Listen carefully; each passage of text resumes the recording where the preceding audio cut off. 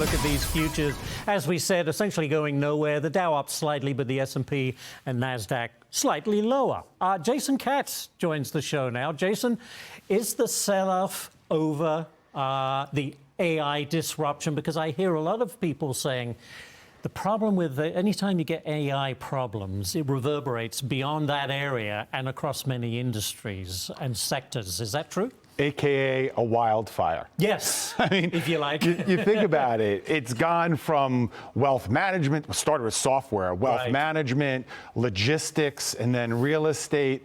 Not everything turns out to be either Netflix or Blockbuster. It's just simply not that binary. So what I do for a living is manage money for individual investors, many of whom are business leaders. And every last one of them on the ground are saying, AI is not a job killer, it's an enhancer. And the winners are going to be those that leverage AI, but intellectual human capital at the same time. So if you think about it, like in wealth management, are wealthy people going to outsource their money to an algorithm? Or if you're a major enterprise, are you going to run on the rails of ChatGPT with all your confidential information? I think not. What about the psyche of the consumer right now? We were talking with Steve there about understanding there are still problems, but it's certainly getting better. Where is the consumer at? So I call it vegetables before dessert. You think about last year, what were the vegetables? It was tariffs. What was the dessert?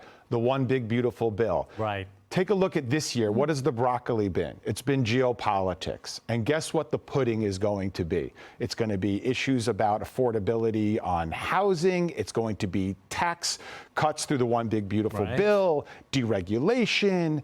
And if you think about the consumer, she has a 401k that's at all-time highs, and an administration that's going to start looking inward and being candid and intellectually honest with themselves, as Steve said, acknowledging problems, but taking them head on. So there's a reason consumer, non-discretionary, and discretionary stocks are perking up right now. Don't count the consumer out, Ash. I'll take the dessert first every time. I'll save the Brussels sprouts for later. Jason, you and me both. Jason, thank you very much. Appreciate you. You bet.